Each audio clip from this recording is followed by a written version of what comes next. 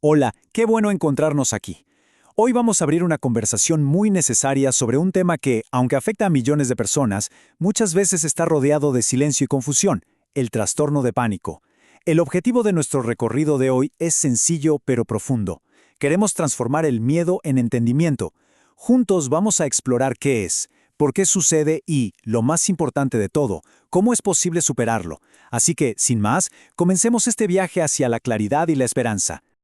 Antes de sumergirnos en el tema, es fundamental hacer una aclaración importante. Este contenido que vamos a compartir ha sido generado utilizando el servicio de inteligencia artificial de Notebook LM, recopilando para ello material científico actualizado. Y, lo que es crucial, todo su contenido ha sido cuidadosamente revisado y validado por Luis Eduardo Peña, psicólogo clínico.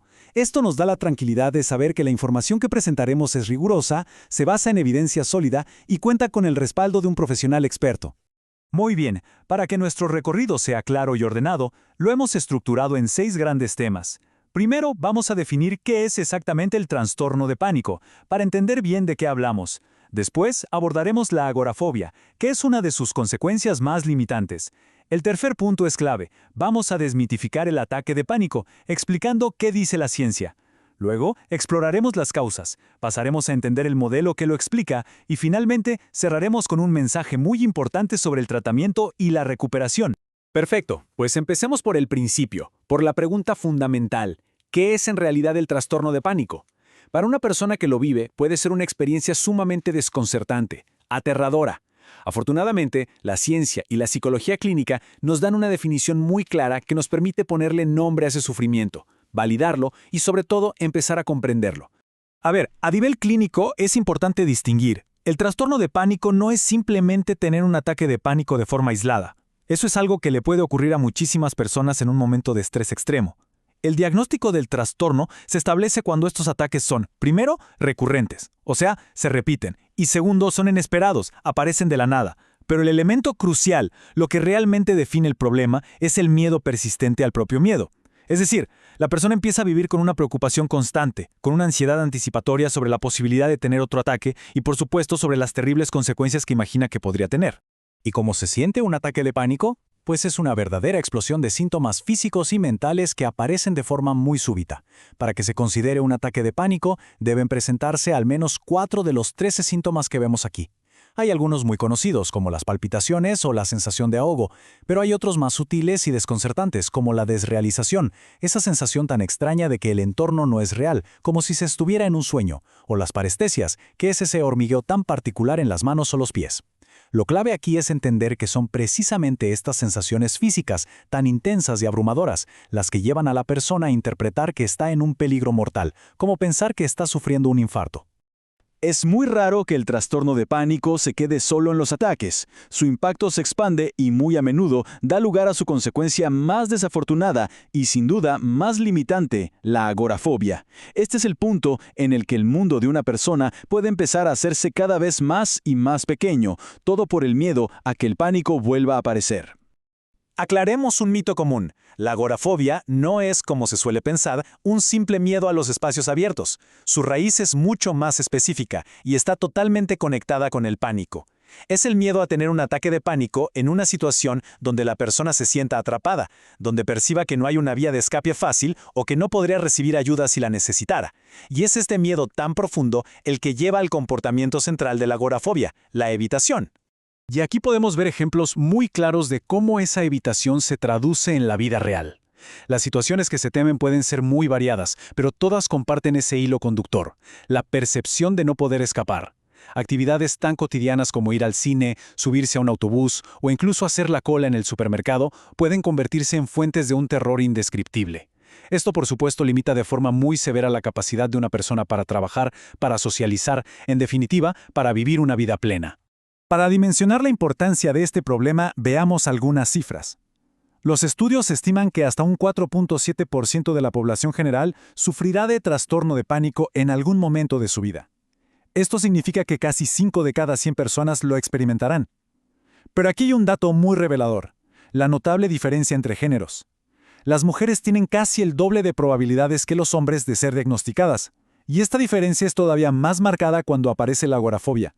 lo que nos sugiere que además de los factores biológicos, también hay factores socioculturales que influyen en cómo se expresa y se afronta la ansiedad. Bueno, ya hemos definido el problema. Ahora llegamos a lo que considero el núcleo de nuestro análisis de hoy. Vamos a reemplazar el miedo con conocimiento científico. Para poder superar el pánico, es absolutamente fundamental entender qué es, pero sobre todo, qué no es. En esta sección vamos a desmantelar, con la ciencia en la mano, los mitos más aterradores que rodean a un ataque de pánico. Estas 3 preguntas son las que resuenan una y otra vez en la mente de casi todas las personas que han experimentado un ataque de pánico. No son miedos abstractos, para nada. Se sienten absolutamente reales, inminentes. La taquicardia se siente, sin duda alguna, como un infarto. La desrealización, esa sensación de extrañeza con el mundo, se interpreta como el inicio de la locura. Y la intensidad de todas las sensaciones juntas se siente como una pérdida total y absoluta del control. Y aquí tenemos la respuesta, tan clara como tranquilizadora. No. Científicamente, la respuesta es un no rotundo. Ninguna de esas catástrofes ocurre como resultado directo de un ataque de pánico. La analogía más útil y poderosa que tenemos para entenderlo es la de la falsa alarma. Imaginemos que nuestro cuerpo tiene un sistema de alarma contra incendios, diseñado para salvarnos la vida. Bueno, un ataque de pánico es como si esa alarma se activara a todo volumen, pero sin que haya fuego. Es una reacción de supervivencia real, pero activada en ausencia de un peligro real. Observemos con atención esta comparación, porque es muy reveladora. Ante un peligro de verdad, como un incendio, nuestro cuerpo dispara la respuesta de lucha o huida.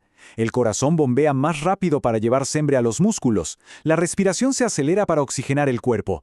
Todo nos prepara para sobrevivir. Ahora, veamos la columna de la derecha. En un ataque de pánico, la reacción fisiológica es exactamente la misma. El cuerpo hace lo mismo. La única diferencia, y esta es la clave de todo, es que no hay un incendio. El sistema se activa, pero sin un peligro externo que lo justifique. Entonces, uno podría preguntarse, si el cuerpo se acelera tanto, ¿cómo es que no se rompe o sufre un daño? Pues porque nuestro organismo cuenta con un sistema de regulación perfecto. Nuestro sistema nervioso autónomo tiene, por así decirlo, un acelerador, que es el sistema simpático, el que activa la respuesta de lucha o huida. Pero afortunadamente, también tiene un freno, el sistema parasimpático. La función de este freno es justamente la opuesta, restaurar la calma, devolver al cuerpo a su estado de equilibrio. Y este freno es la garantía biológica de que el estado de pánico no puede durar para siempre. Este mecanismo de freno y acelerador explica perfectamente por qué un ataque de pánico siempre tiene un fin. Si observamos esta línea de tiempo, vemos que el ataque tiene un inicio muy súbito, alcanza su máxima intensidad muy rápido, más o menos en unos 10 minutos, y luego, de forma inevitable, el sistema de freno, el parasimpático, se activa y los síntomas empiezan a disminuir. El cuerpo por sí mismo se encarga de regresar a la normalidad, y entender esto es increíblemente poderoso. Significa que sin importar lo terrible que se sienta en el momento, el pánico siempre se acaba. Bien, ya entendimos qué es un ataque de pánico y por qué no es peligroso. Pero, ¿por qué algunas personas desarrollan todo un trastorno y otras no? La respuesta no está en una única causa. Más bien, es el resultado de una interacción compleja de diferentes factores que, cuando se combinan, crean, por así decirlo, el escenario perfecto para que el trastorno se manifieste. Para entenderlo mejor, usemos la metáfora de un vaso que se va llenando. Primero, tenemos una vulnerabilidad biológica. Esto significa que hay una predisposición genética a tener una respuesta de lucha o huida un poco más sensible de lo normal. Luego, se añade una vulnerabilidad psicológica. Un ejemplo es la sensibilidad a la ansiedad, que es esta tendencia a interpretar las propias sensaciones corporales como peligrosas, a tenerles miedo. A esto se le pueden sumar experiencias de vida, aprendizajes que nos enseñan que el mundo es un lugar peligroso. Y finalmente llega el desencadenante, que suele ser un periodo de estrés muy significativo. Este estrés es como el agua que finalmente hace que el vaso se desborde, provocando el primer ataque de pánico. Ahora que conocemos las causas, es momento de entender por qué el pánico se mantiene en el tiempo, porque persiste. El modelo cognitivo-conductual nos ofrece la explicación más clara y útil sobre el mecanismo que mantiene vivo el trastorno. Lo describe como un círculo vicioso, una especie de trampa de la que parece imposible escapar. Pero la buena noticia es que una vez que entendemos cómo funciona esta trampa, encontramos la llave para poder salir de ella. Este ciclo funciona de la siguiente manera, y es muy rápido. Todo comienza con una sensación física, que puede ser algo completamente inofensivo, como un pequeño mareo al levantarse muy rápido o que el corazón lata un poco más fuerte por haber subido escaleras. El problema no es la sensación en sí, sino el segundo paso, la interpretación catastrófica. La mente de inmediato salta a la peor conclusión posible: me está dando un infarto. Este pensamiento tan alarmista genera lógicamente una ola de miedo intenso, y ese miedo, a su vez, activa con más fuerza la respuesta de lucha o huida. ¿El resultado? Las sensaciones físicas se intensifican, lo que parece confirmar el pensamiento inicial de que algo terrible está pasando. Y así, el ciclo se alimenta a sí mismo, escalando en cuestión de segundos hasta convertirse en un ataque de pánico en toda regla. Entender este círculo vicioso no es solo un ejercicio teórico, es el primer paso práctico hacia la recuperación. Pensemos, si el pánico se mantiene por interpretaciones erróneas y por conductas de evitación, entonces el camino para salir de ahí implica, necesariamente, corregir esas interpretaciones y enfrentar esos miedos. Esta última sección de nuestro análisis está dedicada por completo a la esperanza, a las estrategias basadas en la evidencia que nos demuestran cómo romper el ciclo del pánico de manera eficaz. La terapia cognitivo-conductual, o TCC, está considerada como el tratamiento de elección, el más eficaz para el trastorno de pánico. Y la razón es que sus componentes atacan directamente cada eslabón del círculo vicioso que acabamos de ver. Primero, la psicoeducación, que es justo lo que estamos haciendo ahora, entender el mecanismo de la falsa alarma. Segundo, la reestructuración cognitiva, que enseña a la persona a identificar y desafiar esos pensamientos catastróficos. Tercero, la exposición interoceptiva, que consiste en inducir a propósito las sensaciones físicas temidas, como marearse o hiperventilar, pero en un entorno seguro, para aprender por experiencia propia que no son peligrosas. Y por último, la exposición en vivo, que ayuda a la persona a enfrentar, de manera gradual, todas esas situaciones que había empezado a evitar. La teoría es fundamental, pero el cambio real cobra vida en las historias de las personas. Este testimonio anónimo es un reflejo poderoso de ese viaje. Es un viaje que va desde la desesperación, desde un punto en que algo tan simple como salir de casa parecía inalcanzable, hasta una vida de plenitud y liderazgo. Y es muy importante subrayar que esta transformación no es una excepción a la regla, es el resultado que se busca y que se logra con un tratamiento adecuado. Y con esta idea llegamos al mensaje central, al más importante de todos. El trastorno de pánico, a pesar de lo increíblemente aterrador que puede llegar a ser, es una condición altamente tratable. La ciencia nos ha proporcionado un mapa muy claro de sus mecanismos y, sobre todo, nos ha dado las herramientas efectivas para superarlos. Por lo tanto, la recuperación no es solo una vaga esperanza. Es, de hecho, el resultado más probable para quienes se comprometen con un tratamiento basado en la evidencia.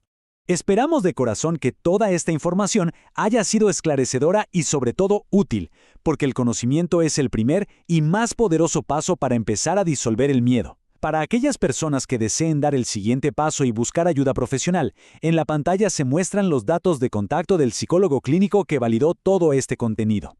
Muchas gracias por habernos acompañado en este recorrido.